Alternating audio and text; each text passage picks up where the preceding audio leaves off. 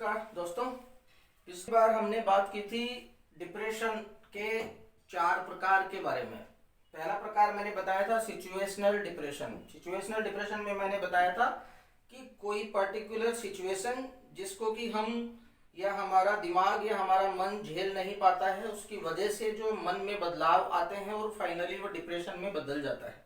जैसे अभी क्वारंटाइन का समय चल रहा है तो काफ़ी लोग क्वारंटाइन की वजह से या इस टेंशन में कि किसी को कोरोना ना हो जाए या अगर मुझे कोरोना है तो मेरे घर वालों को कोरोना नहीं लग जाए, तो ऐसा जो डिप्रेशन होता है वो सिचुएशनल डिप्रेशन होता है।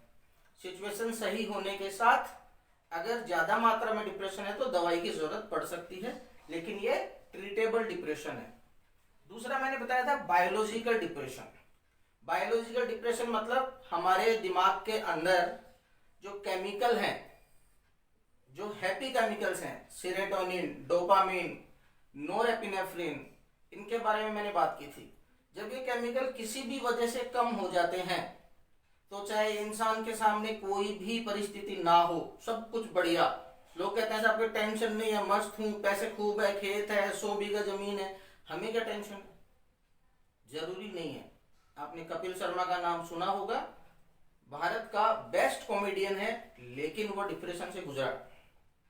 क्यों? बायोलॉजिकल डिप्रेशन था, उससे कंडीशन से कोई बहुत लेन देन नहीं है। Honey Singh bipolar depression, biological depression था। 1.5 साल तक जो इंसान 50,000 की भीड़ में गाना गाता था, वो इंसान एक कमरे से बाहर निकलने में भी उसको 1.5-2 महीने लगते थे। तो वो बायोलॉजिकल डिप्रेशन था, इसके बारे में हम बात कर चुके हैं। आज हम बात करेंगे दोस्तों साइकोलॉजिकल डिप्रेशन। जो थर्ड टाइप का डिप्रेशन है वो है साइकोलॉजिकल डिप्रेशन। साइकोलॉजिकल डिप्रेशन में क्या है?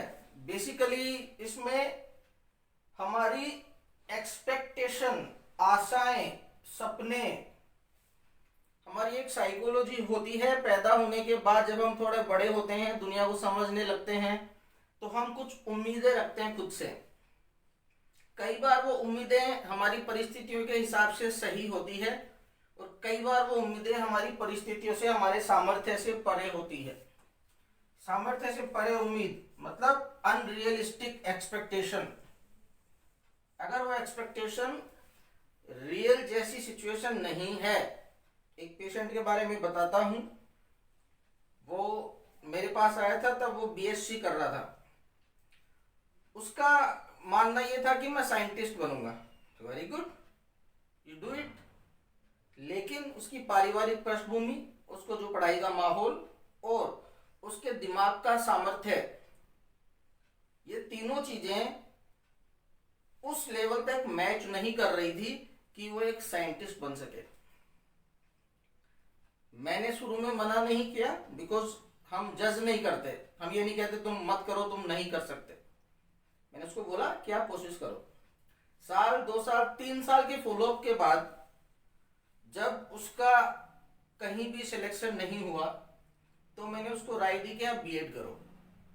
उस बच्चे ने बीएड का फॉर्म भरा, पर वो अभी भी पिछले 3 साल से साइकोलॉजिकल डिप्रेशन में है, क्योंकि उसने एक सामर्थ्य से परे उम्मीद बांध ली जो कि वो कर नहीं पा रहा है, और इसकी वजह से वो उदासी या डिप्रेशन में चला गया।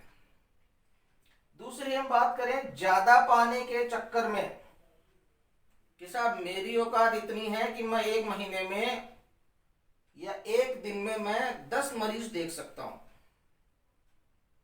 तो मुझे लगेगा क्यों, मैं तो 100 मरीज देखूंगा, 10 गुना कमाई होगी। इससे क्या होगा, मेरी क्वालिटी खराब हो जाएगी। तो ज्यादा पाने के चक्कर में मैं सही गलत का फैसला नहीं कर पाऊंगा, और जब मैं सही गलत का फैसला नहीं कर पाऊंगा तो जो मैं कर रहा था मैं वो भी नहीं कर पाऊंगा। तो क्या हुआ, ऐसी परिस्थिति अपने आप पैदा हो गई जिससे कि मैं अवसाद या डिप्रेशन में जा सकता हूं।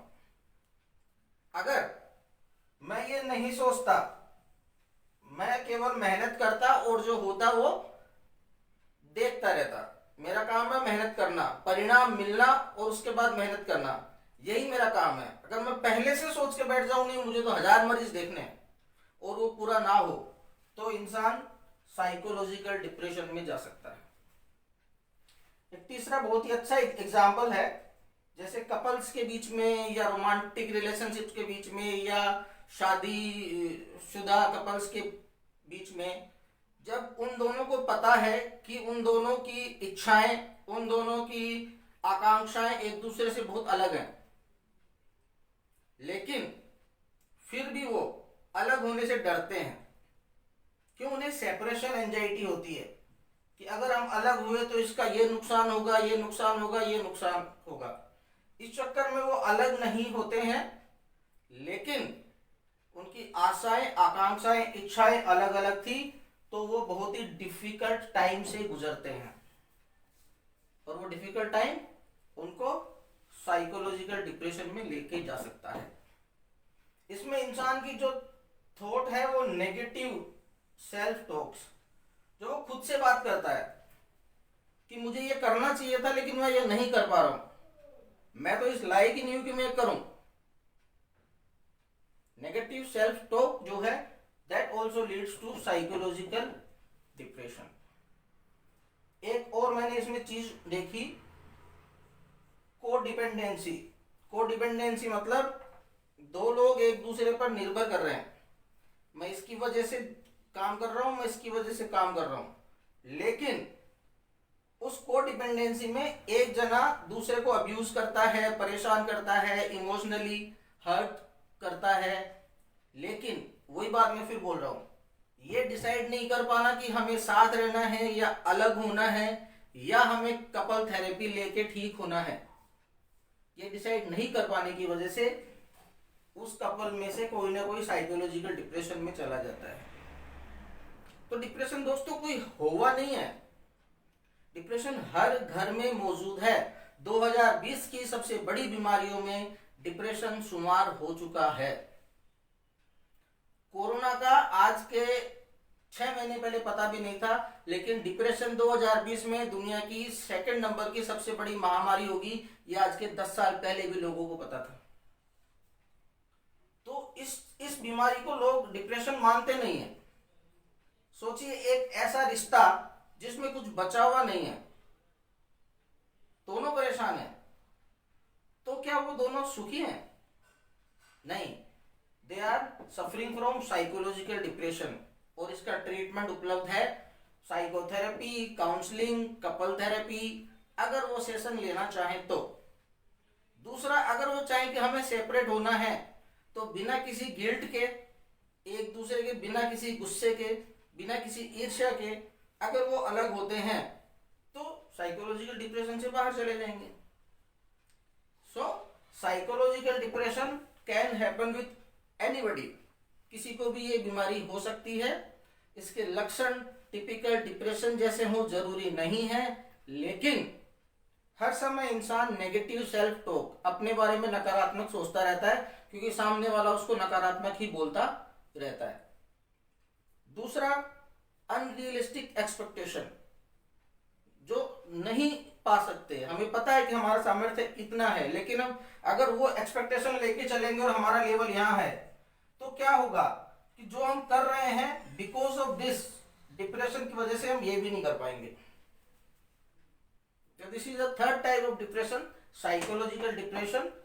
Treatment is possible, mainly psychotherapy, counseling, couple therapy, psychoeducation, और if needed, जरूरत पड़ने पर दवाइयों की सहायता से इसको ठीक किया जा सकता है।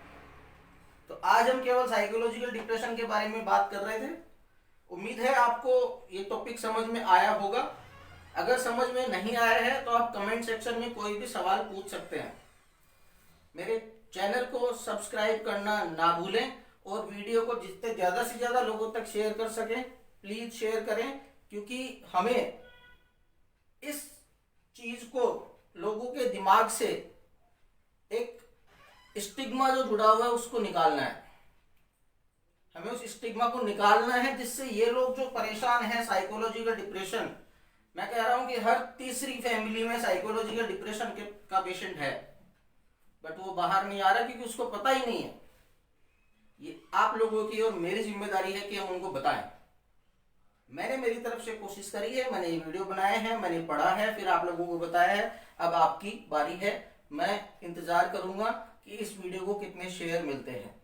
तब तक के लिए थैंक यू, धन्यवाद।